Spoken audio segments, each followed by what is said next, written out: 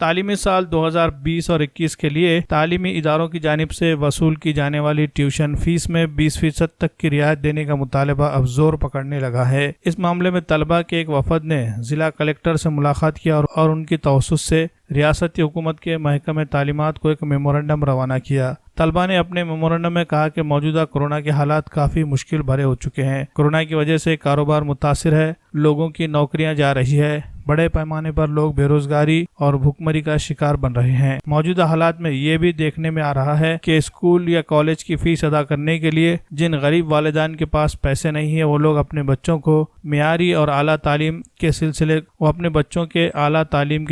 को मुनक़ता कर रहे हैं, जिसकी वजह से तलबा का ज़बरदस्त तालीमी नुकसान होने का अंदेशा पैदा हो गया है। इस मामले में फौरी हुकूमत को मदाखलत करने की ज़रूरत है और तालीमी इदारों की जानिब से तलबा से वसूल की जाने वाली ट्यूशन फीस के नाम पर जो सालाना फीस वसूल की जाती है, इसमें कम से कम 20% रियायत देने का मुतालबा तलबा ने किया है।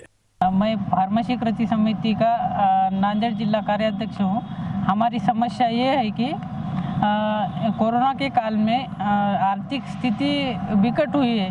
हर इंसान की आर्थिक स्थिति विकट है, इसलिए हम कलेक्टर साहब से ये निवेदन दिया है कि 20% फीस कम कर दो और हमारे पालक और विद्यार्थियों को राहत दें। हमारी डिमांड पूरी नहीं हुई तो हम रास्ते पर उतरकर आंदोलन करेंगे।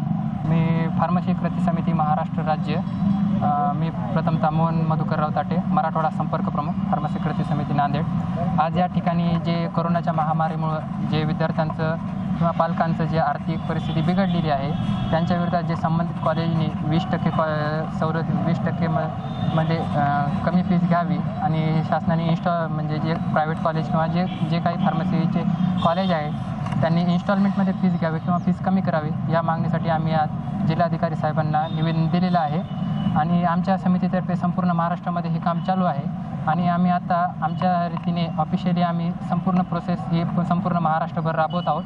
परंतु जर का आमच्या या निवेदनाचा विचार जर झाला नाही तर यापुढे फार्मसी कृषी समिती रस्त्यावर उतरून विद्यार्थ्यांच्या हितासाठी आंदोलन करण्याला मागे पुढे पाहणार नाही, हे या ठिकाणी आम्हाला सांगून द्यायचं आहे।